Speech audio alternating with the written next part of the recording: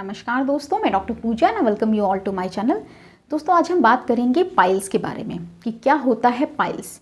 Piles को हम medical language में हेमरॉइड्स और हिंदी में बवासीर कहते हैं। तो क्या ये किसी तरह का इन्फेक्शन है? नहीं, ये किसी तरह का इन्फेक्शन नहीं है। हमारा जो एनल कैनाल होता है, इसके अंदर कुछ एनल कुशन्स होते हैं। ये ब्लड वेसल्स के बंचेस होते हैं। तो जब इन पे लंबे समय तक प्रेशर पड़ता है तो इनमें कंजेशन हो जाता है और इनमें खून का दौरा रुक जाता है, जिसकी वजह से इनमें सूजन आ जाती है, ये फूल जाते हैं और ये बाहर आ जाते हैं। इसको हम कहते हैं पाइल्स। तो पाइल्स किसको हो सकता है? पाइल्स किसी को भी हो सकता है और कभी भी हो सकता है। ये मेल फीमेल किसी में भी हो सकता है। पाइल्स दो तरह के होते हैं, इंटरनल पाइल्स और एक्सटर्नल पाइल्स। इंटरनल पाइल्स हमारे रेक्टम के बहुत अंदर की तरफ होते हैं। ये आपको फील नहीं होते। जब इनमें सूजन आ जाती है, ब्लीडिंग होती है, तब आपको महसूस होता है। और इंटरनल पाइल्स यूजुअली पेनलेस होते हैं। देखा जाता है कि इनमें आपको दर्द महसूस नहीं होता। दूसरे होते हैं external piles. External piles anus के बाहर वाले हिस्से पे होते हैं। ये हमारे एनल कैनाल के लोअर एंड से ओरिजिनेट होते हैं। एक्सटर्नल पाइल्स में कई बार थ्रोम्बोसिस हो जाती है, खून जम जाता है, जिसकी वजह से आपको बहुत डिस्कम्फर्ट होता है, पेन होता है और इचिंग होती है। अब हम इनके सिम्टम्स की अगर बात करें तो आपको ब्लीडिंग होगी। आपको स्टूल पास करने के बाद ब्लीडिंग होगी। आपको उस हिस्से में सूजन होगी, दर्द महसूस होगा और इचिंग होगी। तो ये सभी सिम्टम्स होते हैं पाइल्स के। अब हम समझते हैं कि क्यों होते हैं पाइल्स। अगर आपको बहुत लंबे समय से कॉन्स्टिपेशन है, कब्ज है या डायरिया है, तो आपको रिस्क रहता है कि आपको पाइल्स डेवलप हो सकते हैं।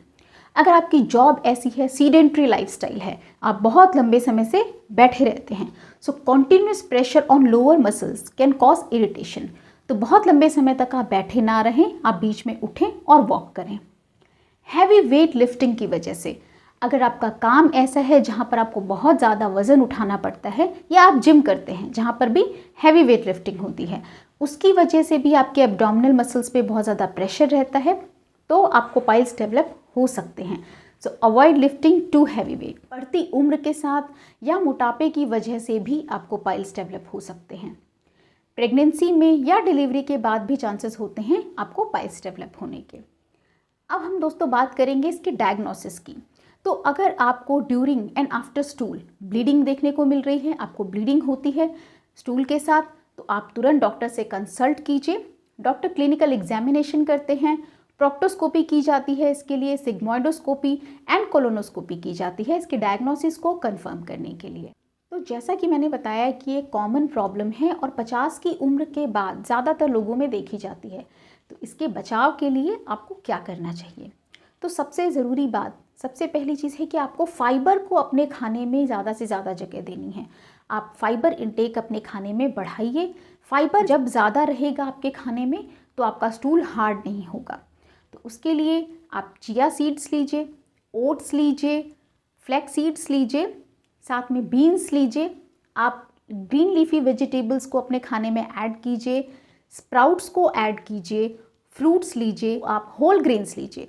इन सभी चीज़ों को आप अपने खाने में ऐड कीजिए ताकि आपको ज़्यादा से ज़्यादा फाइबर मिले और आपका स्टूल हार्ड ना हो।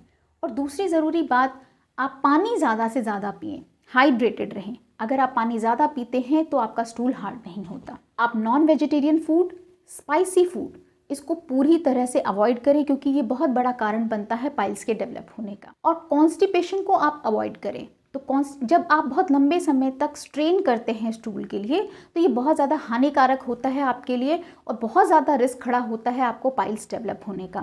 तो आप कॉन्स्टिपेशन को अवॉइड करें। इसके लिए ज़रूरी है कि फाइबर इनटेक आपका ज़्यादा होना चाहिए, पानी आप ज़्यादा पिएं और साथ ही साथ सैर करें। तो ये सभी चीज़ें करें आप पाइल्स के प्रिवेंशन के लिए, बचाव के लिए। और अगर आपको पाइल्स डेवलप हो गए हैं तो फिर आप होम्योपैथी लीजिए। अब दोस्तों हम देखते हैं होम्योपैथिक ट्रीटमेंट पाइल्स के लिए क्या है। तो होम्योपैथी में बहुत ही इफ़ेक्टिव और बहुत ही अच्छी मेडिसिन हैं जो पाइल्स को पूरी तरह से ठीक करती हैं। तो उसके पहले आपको ये समझना ज़रूरी है कि आप होम्योपैथिक ट्रीटमेंट ही क्यों लें पाइल्स के लिए। तो दोस्तों, होम्योपैथिक मेडिसिन जो हैं वो सिर्फ आपके पेन पे काम नहीं करती, आपकी ब्लीडिंग को रोकने के लिए मदद नहीं करती। होम्योपैथिक मेडिसिन आपके कॉज पे काम करती हैं जिसकी वजह से आपको पाइल्स हो रहा है। और ऐसा भी बहुत सारे केसेस में देखा गया है कि 3rd से 4th ग्रेड पाइल्स भी होते हैं जो प्रोट्रूड हो गए हैं, जो बाहर की तरफ आ गए हैं। वहाँ पर भी डॉक्टर जहाँ सर्जरी रेकमेंड करते हैं वहाँ पर भी होम्योपैथिक ट्रीटमेंट के साथ पेशेंट को बहुत रिलीफ मिला है और पूरी तरह से क्योर हुआ है। तो इसके लिए आपको होम्योपैथिक ट्रीटमेंट अपनाना चाहिए। पाइल्स 2 तरह के होते हैं, इंटरनल और एक्सटर्नल। तो पहले हम एक्सटर्नल पाइल्स की मेडिसिन देखते हैं। तो दोस्तों इसमें सबसे पहली मेडिसिन है एस्क्युलस। एस्क्युलस आप 30 पोटेंसी में लें। एस्क्युलस आपको तब लेनी है जब आपको स्टूल के साथ और स्टूल के बाद आपको बहुत ज़्यादा पेन रहता है, यानी पेन रहता है आपको, तब आपको एस्क्युलस लेनी है। और साथ ही साथ आपको लोअर बैक एक रहता है, यानी कि आपके कमर के निचले हिस्से में दर्द रहता है, तो वहाँ पर आप एस्क्युलस 30 दिन में 3 से 4 बार लें, आपको बहुत अच्छे रिजल्ट्स मिलेंगे। अब दूसरी मेडिसिन है दोस्तों इसमें नक्स वोमिका। नक्स वोमिका आप 30 पोटेंसी में लें। नक्स वोमिका में पाइल्स आपको कॉन्स्टिपेशन के साथ देखने को मिलेंगे, पर इसमें कॉन्स्टिपेशन थोड़ा अलग तरह से होता है। इसमें स्टूल हार्ड नहीं होता, पर पेशेंट ऐसा कहता है कि उसको सुबह 3 से 4 बार जाना पड़ता है, तब जाकर उसका पेट साफ होता है। या ऐसा हो सकता है कि वो दिन में भी 3 से 4 बार जाए और उसको ऐसी फीलिंग रहे कि उसको फिर से जाना पड़ेगा और पेट साफ नहीं हो रहा, पर स्टूल हार्ड नहीं होता। तो वहाँ पर नक्स वोमिका बहुत ही इफ़ेक्टिव मेडिसिन है। इसके अलावा भी कुछ और केसेस होते हैं जहाँ पर नक्स वोमिका यूज़ की जाती है और बहुत ही अच्छे रिजल्ट्स देती है। जैसे कि अगर अल्कोहल के बाद अल्कोहल कंजम्पशन की वजह से आपको कॉन्स्टिपेशन है या पाइल्स डेवलप हो गए हैं, तो वहाँ पर नक्स वोमिका बहुत ही इफ़ेक्टिव है। आपकी सीडेंट्री लाइफस्टाइल है, आपकी जॉब ऐसी है, आप दिन भर बैठे रहते हैं और बहुत ज़्यादा स्पाइसी फूड खाना और ये सब आपकी रूटीन में है, तो वहाँ पर नक्स वोमिका आप 30 पोटेंसी में दिन में 3 से 4 बार लें। आप 18 से 20 दिन तक कंटिन्यू करें, आपको बहुत अच्छे रिजल्ट्स मिलेंगे। नॉन ब्लीडिंग पाइल्स की हमारी अगली मेडिसिन है कोलिनसोनिया। कोलिनसोनिया आप 30 पोटेंसी में लें। ये नॉन ब्लीडिंग पाइल्स की बहुत अच्छी मेडिसिन है जहाँ पर ड्राई हार्ड स्टूल के साथ आपको पाइल्स होते हैं। स्टूल बहुत ही ड्राई और हार्ड होता है और साथ ही साथ आपको चुभन बहुत ज़्यादा, रेक्टम में आपको चुभन बहुत ज़्यादा होती है, वहाँ पर आप कोलिनसोनिया दिन में 3 से 4 बार लें। अब हम देखते हैं दोस्तों इंटरनल पाइल्स। इंटरनल पाइल्स के लिए कौन सी मेडिसिन है जो बहुत इफेक्टिव हैं। तो इसमें सबसे पहली मेडिसिन है हेमेमेलिस। हेमेमेलिस आप मदर टिंचर में यूज़ करें। हेमेमेलिस वहाँ पर यूज़फुल है जहाँ पर आपको पेन नहीं है और ब्लीडिंग बहुत ज़्यादा है, तो हेमेमेलिस आपको बहुत ज़्यादा यूज़फुल रहती है, आपकी ब्लीडिंग को पूरी तरह से रोक देती है। 8 से 10 बूंदें आधा कप पानी में डालकर दिन में 3 बार लें, 18 से 20 दिनों तक रेगुलर लें। अगली मेडिसिन है दोस्तों एलोसोकोट्रिना। ये प्रोट्रूडिंग पाइल्स के लिए यूज़ की जाती हैं जहाँ पर पाइल्स बाहर की तरफ आ गए हैं। जब आप इनको मैनुअली पुश करते हैं तो ये अंदर चले जाते हैं, पर स्टूल पास करने के बाद ये फिर से बाहर आ जाते हैं। जो 3rd या 4th ग्रेड पाइल्स होते हैं वहाँ पर एलोस बहुत ही अच्छा काम करती है, बहुत ही इफेक्टिव मेडिसिन है।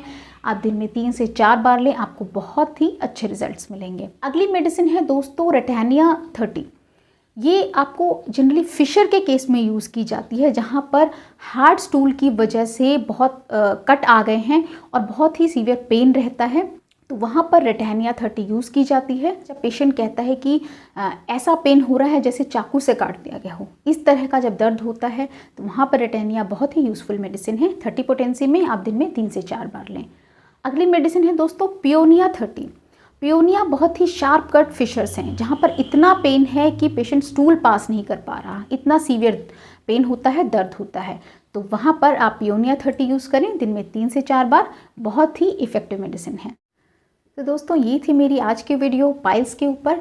उम्मीद करती हूँ वीडियो आपके लिए हेल्पफुल रही होगी।